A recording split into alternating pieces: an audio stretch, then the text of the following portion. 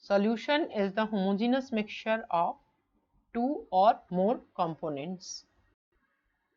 So solution is a homogeneous mixture of two or more components. Suppose sugar, when added to water, then the sugar particles disappear within the water, and whatever the substance is formed by the combination of sugar and water, that is a homogeneous one, and that is known as the solution. Now the disappearance of sugar within the water, that is known as the dissolution. So dissolution is the process of formation of solution, and solution is the product which is formed when a solute is added to the solvent. Now what is solute and what is solvent? Here sugar is the solute and water is the solvent. Sugar is the solute means the solute is the substance which just disappears in the solvent. And what is a solvent? Solvent is the liquid or the medium in which the solute disappears. So solution consisted of solute and solvent and then give solution. Now characteristics of true solution. The characteristic of true solution is that the true solution, sugar solution, salt solution, so all these solutions, what do you observe? They are true solutions. Why? Because that solution is generally clear, transparent and homogeneous. Transparent, light can easily pass through it, so it is clear and transparent. And then homogeneous, because it is same throughout the bulk, means its composition is same and properties same throughout. Now next, it can easily pass through the filter paper. A true solution can easily pass through all the components. Both the solute and the solvent component can easily pass through the filter paper. You cannot see the particles of the solute within the true solution solvent through microscope. And if you will keep the true solution for a long time, nothing will settle down. The solute particles will not settle down. It means within the true solution, the solute particles will not settle down for whatever the time you will keep, for whatever the time being, without disturbing the solution. Solute can be easily recovered from the solvent by physical method. Like salt can be recovered from the solution either by evaporation or by crystallization method, that is by physical methods. No chemical method is, or no chemical mean is required to recover the solute from the solvent in case of a true solution. So we can say that a true solution, it is a clear, transparent, homogeneous, can easily pass through filter paper, cannot be seen under a microscope, do not settle down, and solute can be easily recovered from the solvent by physical means. Now next we will discuss about the different type of solutions. There are three different type of solutions, that is saturated, unsaturated and supersaturated solution. Saturated solution. Suppose 1 glass of water, you have 1 glass of water, you have added 5 gram of sugar within the water. You will observe that it will dissolve completely. Then you add more 5 gram of sugar. Again you observe that this dissolve completely.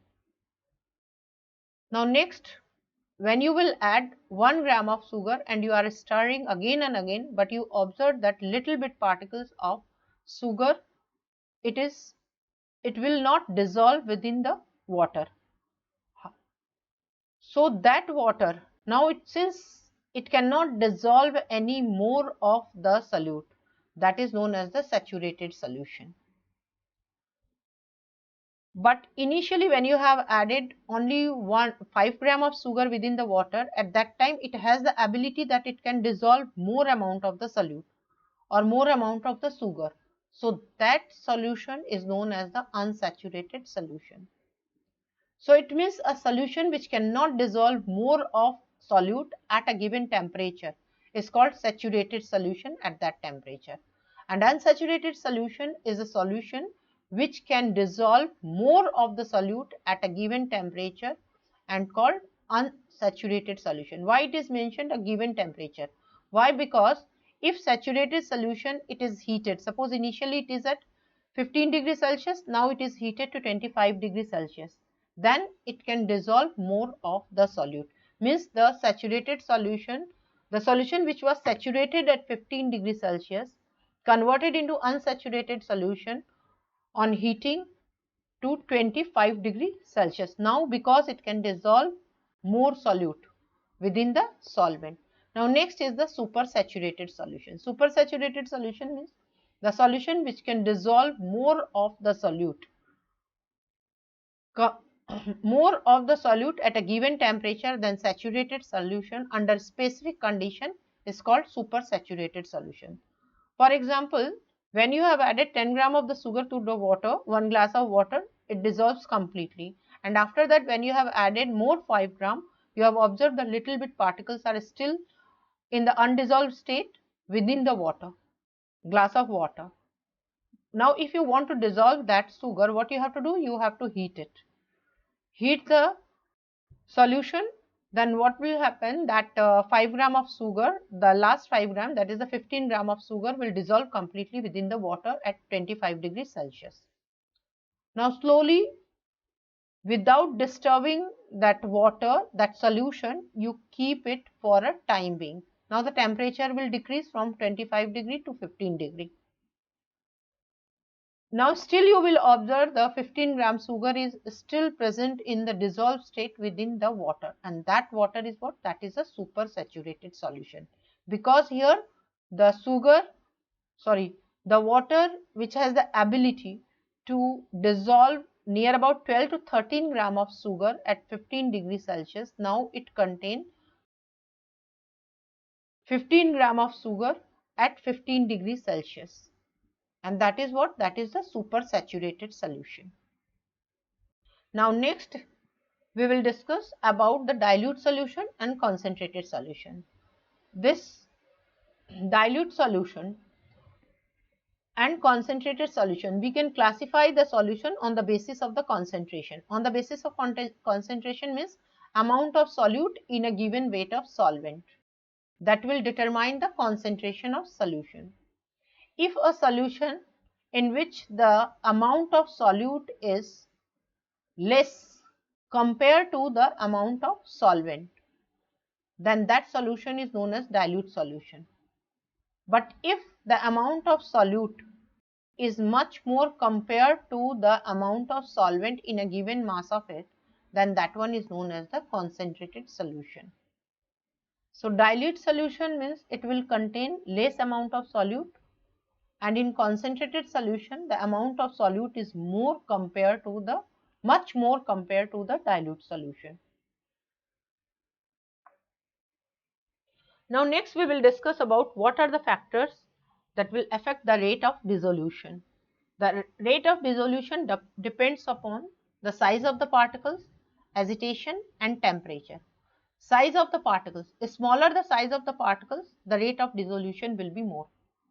Why? Because when you have observed that whenever the sugar we grind it and we want to dissolve in water, it will dissolve in water easily compared to the if we will take the bigger grains of sugar within the water, then it will not dissolve so easily. Why? Because when the sugar is or any substance which we want to dissolve, if converted into the grinding state, then it is converted to the small pieces, means small particles. In that case the surface area increases. Now the surface area increases, then those particles will come in contact with the solvent and the rate of the dissolution increases. Next is agitation or stirring. This also you have observed that whenever you will take a glass of water and add 1 teaspoonful sugar within the water, now you keep it for a time being, it will not dissolve easily within the water. But if you will stir it with a spoon, you will observe that it will dissolve easily within few seconds, within few minutes. So it means when you will stir, actually at that time also the solute particles come in contact with the solvent particles and rate of dissolution increases. Next, the rate of dissolution depends on temperature. On increasing the temperature, the rate of dissolution increases. Like if you want to dissolve sugar within cold water, and if you will dissolve the same sugar within the hot water, same amount of hot water, then in which case the sugar will dissolve faster? Obviously in hot water, because the temperature is more. So more the temperature, more will be the rate of dissolution, means it can easily dissolve in hot water. Next we will discuss about the solubility of solids. Solubility. First, what is solubility? Solubility is the amount of solute dissolved in a given amount of solvent at a particular temperature. Given amount of solvent means here it is generally 100 gram of water. So solubility is the amount of solute dissolved in 100 gram of water at a given temperature, that is its solubility. So actually solubility is the amount of solute required to make its saturated solution in 100 gram of water at a particular temperature, that is generally 25 degrees Celsius is considered as a given at particular temperature. So solubility is the amount of solute required to make its saturated solution within 100 gram of water at a given temperature. For example, to make the saturated solution of sodium chloride within 200 gram of water at 25 degrees Celsius, suppose 50 gram of salt is required.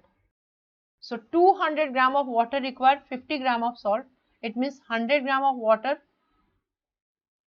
How much salt is required to make it saturated solution? 25 gram of water. So 25 is what? 25 is the solubility of sodium chloride. 25 is the solubility of sodium chloride. So it can be represented with the help of formula, that weight of the solute divided by weight of the solvent into 100, that is equal to its solubility. Or you can say weight of the solute divided by weight of solution minus weight of solute into 100, that will give the solubility of the substance.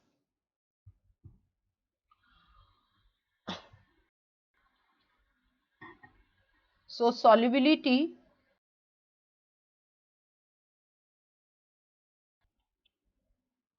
of any substance, we can find it out by amount of solute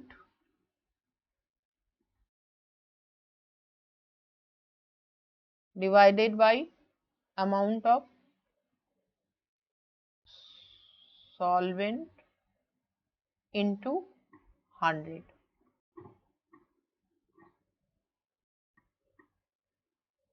For example, if 60 gram of sodium chloride is present in 60 gram of sodium chloride is present in 300 gram of water. It means in 1 gram of water how much is present? This much. So in 100 gram it is how much? This. So its solubility is 20. So its solubility is 20 gram per 100 gram of water at, and it is at 25 degrees Celsius. So at 25 degrees Celsius, you must have to mention the temperature here. You must have to mention the temperature. So this is the solubility. Next is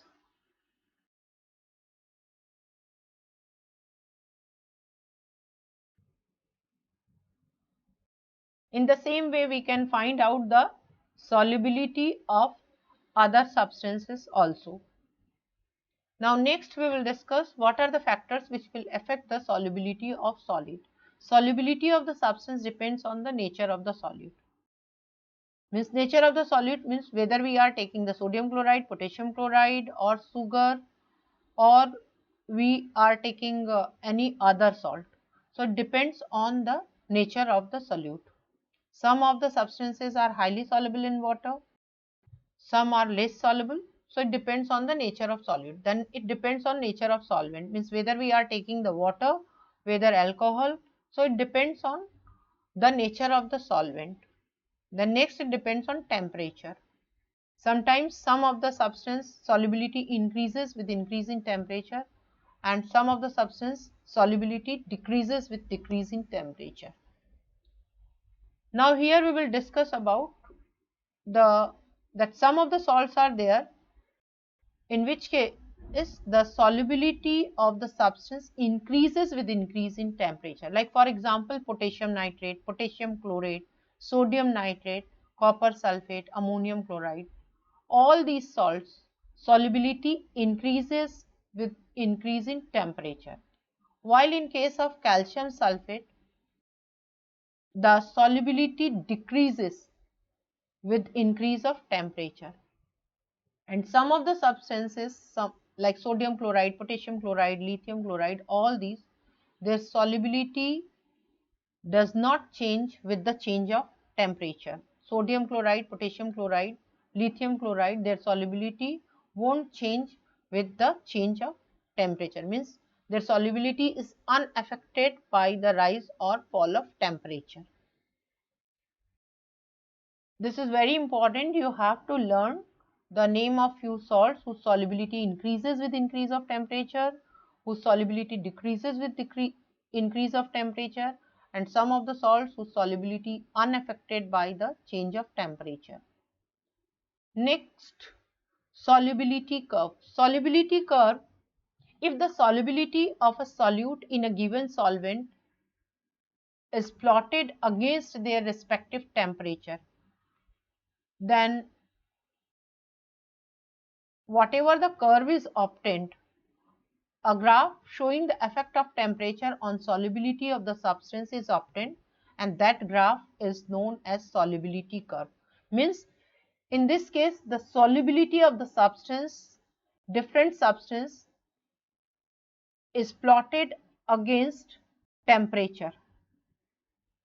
You can see here in this graph that in case of sodium chloride represented by a blue curve, it is just parallel to the x-axis. Means this indicates that with the change of temperature, the solubility of sodium chloride does not change too much. And if you will take the another example of that sodium nitrate, the brownish color curve, that is, you can see here the slope is too much in sodium nitrate. So since the slope is too much, so that indicates that sodium nitrate, the solubility of the sodium nitrate increases with increase of temperature. And if you will see that cerium sulfate, ceric sulfate, or even in calcium sulfate, the solubility decreases with increase of temperature. Now what is the use of solubility curve? This is used to determine solubility of a given solute at a particular temperature. Like if I want to know how much of the sodium chloride can dissolve at 80 degrees Celsius, you can see that 80 degrees Celsius, from this curve I can say that 40 gram of sodium chloride can dissolve. At 80 degrees Celsius, 40 gram of sodium chloride can dissolve. And at 10 degrees Celsius, near about 35 gram of sodium chloride can dissolve. So how much of the sodium chloride will precipitate out if the temperature reduced from 80 degree to 10 degrees Celsius? How much it will come out? Because at 80 degrees Celsius 40 gram is soluble, and at 10 degrees Celsius 35 gram is soluble. So how much sodium chloride will precipitate out? 40 minus 35. So just 5 gram of sodium chloride will precipitate out when the temperature is decreases from 80 to 10 degree Celsius. Now next is, if take another example, that is lead nitrate. In case of lead nitrate, that at 40 degrees Celsius near about 75 gram of lead nitrate is soluble. At 40 degrees Celsius 75 gram, and at 10 degrees Celsius 45 gram is soluble. So from the curve you can see here that at 40 degrees Celsius how much lead nitrate soluble? That lead nitrate at 40 degrees Celsius, it is 75 gram. Lead nitrate is soluble, and at 10 degrees Celsius how much is soluble? From the curve you can see that how much lead nitrate is soluble, that at 10 degrees Celsius it is near about 35 gram. 35 gram lead nitrate at 10 degrees, 45 gram. 45 gram lead nitrate is soluble. So if the temperature is reduced from 40 degree to 10 degrees Celsius, how much lead nitrate will precipitate out? 75 minus 45, 45 gram, that is equal to 35 gram of Pb of lead nitrate will precipitate out. So it means the solubility curve help to determine the solubility of a given solute at a particular temperature, as well as to calculate the amount of substance which will crystallize out or precipitate out when a hot saturated solution is cooled to a lower temperature. And along with that, by the slope of graph we can compare the solubility of two different solutes in a given solvent at a given temperature. Next is that anomalous solubility. Anomalous solubility, that is shown by Glauber's salt. Actually in Glauber's salt it is a hydrated salt. When it is heated till 36 degrees Celsius its solubility increases. But after 36 degrees Celsius its solubility decreases. So one solubility increases and then solubility decreases. So this is showing the unusual behavior. It is deviated from ideal rule or the behavior. That is why this we call anomalous solubility, and which is shown by the Glauber salt. Actually till 36 degrees Celsius it is in the hydrated state. After 36 degrees Celsius it loses its water of crystallization, and that is why its solubility decreases after 36 degrees Celsius, because it won't contain any more water of crystallization after 36 degrees Celsius. It becomes anhydrated and its solubility changes at that time. Now next, till here we have discussed about the solubility of the solid, means now we will discuss about the solubility of gases. Even gases are soluble in water. We know that oxygen, carbon dioxide, most of the gases are dissolved in water and provide taste to the water. Here we will discuss what will be the change in solubility of the gases due to change of pressure or due to change of temperature. Now whenever the pressure, there is an increase in pressure on the surface of the water, then the solubility of the gas increases. It means when pressure increases on the surface of the liquid, then the solubility of the gases increases. Means more and more gas will dissolve in a given liquid. This can be correlated with the law that is known as the Henry's law. According to this law, at a given temperature, means the temperature is fixed, the mass of a gas dissolved by a fixed volume of a liquid is directly proportional to the pressure on the surface of the liquid. It means if temperature remaining constant, the mass of the gas that will dissolve in a given volume of a liquid, it is directly proportional to the pressure applied on the surface of the liquid. It means more the pressure, more will be the dissolution, less the pressure, less will be the dissolution of the gas.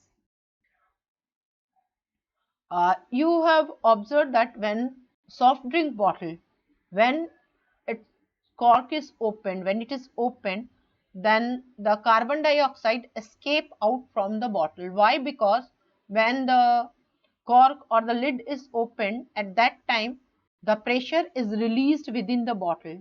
Now pressure is released means pressure decreases on the surface, so dissolution of the gas means the solubility of the gas carbon dioxide, that is, decreases. So carbon dioxide escape out from the bottle. Next is the effect of temperature on solubility of gas. With the increase of temperature, the solubility of the gas decreases. Generally, in case of solid, solubility increases, but in case of gas, the solubility of the gas decreases with increase of temperature. Decreases with the increase of temperature. That is why whenever the water is boiled or heated within a bowl, you will see the bubbles are coming out. The bubbles, these are the gaseous bubbles. Since the solubility of the gas decreases, so therefore the gases escape out from the liquid in the forms of bubbles. Now, in case of gaseous substance, solubility decreases with increase in temperature. Actually, we know that in case of liquid, the intermolecular space in between the particle is less compared to the gaseous substance.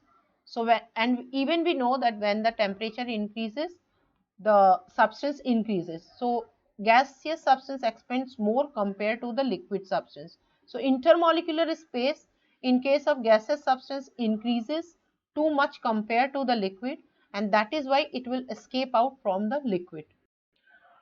But in case of solid and liquid, what happens? The intermolecular space in between the particles, in case of solid, is less compared to the intermolecular space in case of the liquid.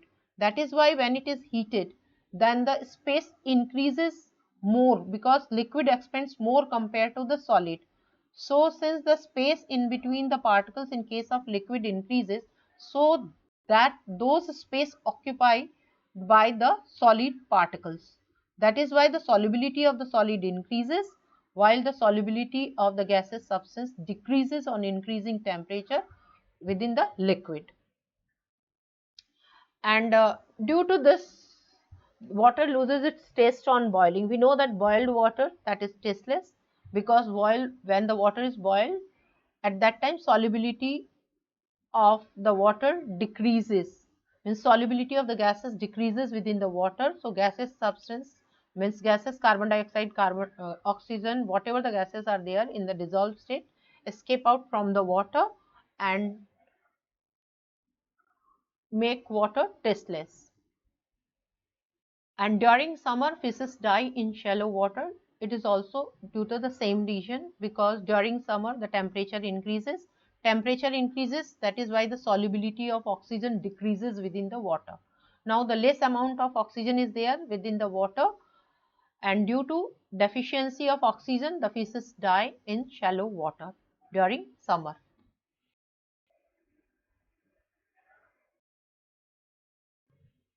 Now next about the chemical properties of the water, which we will discuss in detail in our next class.